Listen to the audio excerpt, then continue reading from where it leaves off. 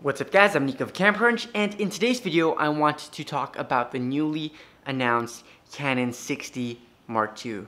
Some of you guys might know I've been shooting with the Canon 6D, the first version, for around 3 years now, and it's been an amazing camera. And now that this new camera has announced, I wanted to talk about the changes that Canon has made and also sort of give you guys my opinion on it and whether or not I myself will be upgrading to the Canon 6D Mark II.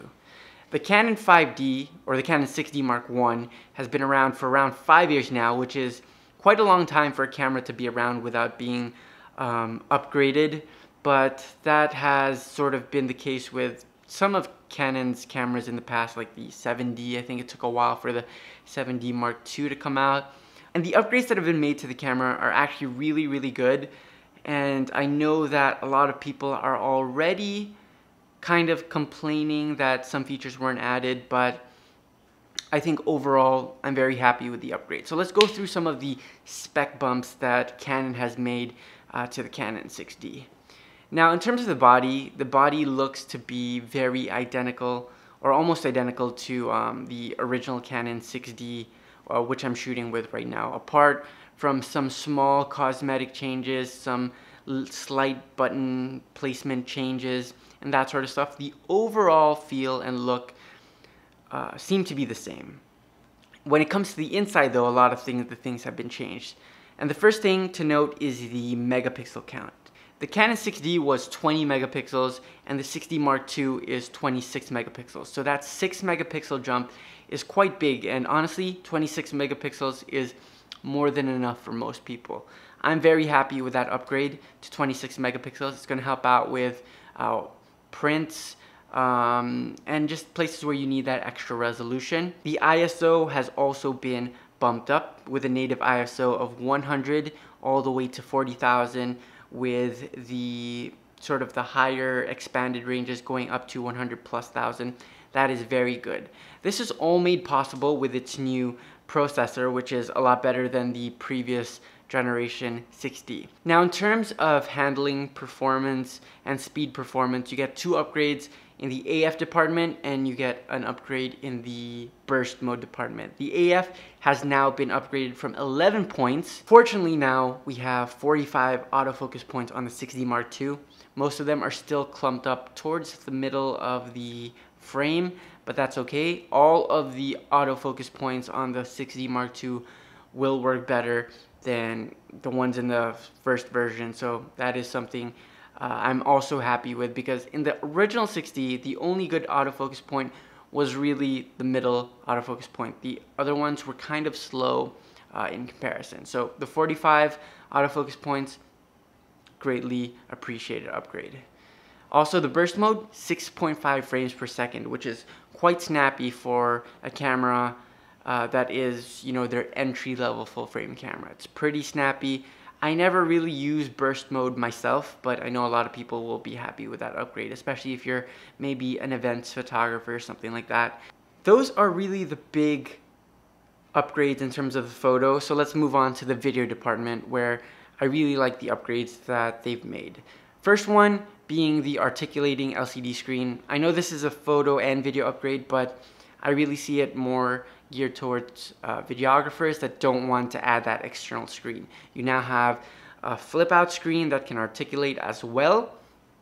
So you can point that towards you if you're vlogging in a setup like this. You can also do bird's eye, worm's eye view if you are carrying the camera, doing some slow movement shots. That will help out a lot if you do not have an external monitor with you. Now, in addition to that, you also have your dual pixel autofocus, which is sort of one of Canon's special features. I think they do autofocus in video very well, and that's something they've incorporated into the camera as well. So now you can touch to click on the screen, which is also a touch screen. You can also just leave it on autofocus, and if you're vlogging similar to this, you can make sure that you're on the focus point, or you can have a track and you'll be all good. It's going to keep you in focus nice and well. So that is also a welcomed addition. In terms of the frame rates, they've only actually added 1. So now it still shoots at 1080p only, no 4K, but now you can shoot at 60 frames per second, which again is a nice addition. So before moving on, I just want to address the idea of why there is no 4K or why there is no maybe 120 frames per second. Because if you think about it, if Canon put 4K in this camera, and if Canon put 120 frames per second for full HD on this camera, I think that it would outsell so many cameras for people that want to do video. It would really shake up the market. And I think Canon really did that just to differentiate the camera from the other cameras in its lineup.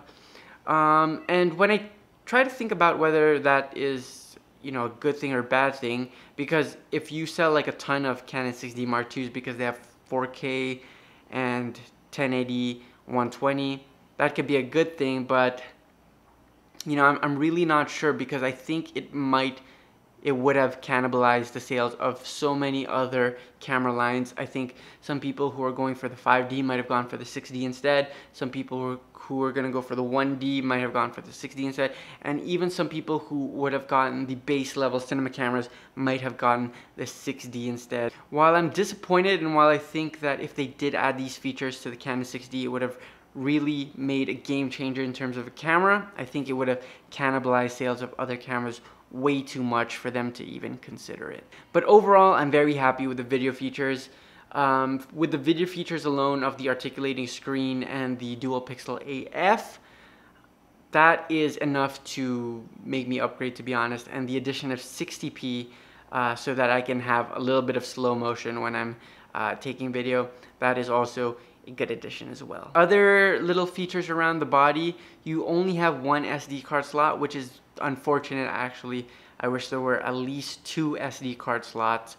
This is a full frame camera. You are paying around $2,000 for the body only, so you really want those extra features that don't seem like they'd add too much cost to the camera to build anyway. But you know, I'm really not sure why they did that. So the question is, am I going to be upgrading to this camera from my current 6D Mark II? And the answer is probably. Again, I told you guys the autofocus features in video, the fact that you have that flip out screen, that's already really enough for me to upgrade because honestly, the video on the 6D has been good enough for the work that I've been doing, good enough for me. And those new features just make my work a little bit easier. Do I wish there was 4K or 120 frames per second in full HD? Yep, but I don't really think that's a deal breaker for me at the moment. If you compare this camera to one of the Sonys, like the Sony A7 Mark II, for example, the A7 has a lot going for it, but a lot of the sort of handling features that I like about the Canon are, one, it's bigger battery life. It lasts a lot longer when you're shooting. I like the lenses that you can get right now with the Canon system. I'm just more used to them, and I like the selection. And I like the overall feel of the camera. I like that it's a little bit bigger, so I don't really need my camera to be that much smaller when I'm taking video, at least. For photo, that's a different story, but for video, I like a little bit of heft to my camera. So those are my thoughts on the Canon 6D Mark II. I just wanted to get this video out to you guys because, as you guys know, I love the Canon 6D. I was actually going to make a video a couple months ago telling you guys why I love the 6D even years after I bought it, because it truly is an amazing camera, and I think that I'm really the target market for the Canon 6D line of cameras. I really love them, even more so than the Canon 5D series cameras that I was shooting before this. I'd love it if you could leave your comments down below, and I'll see you guys in the next one.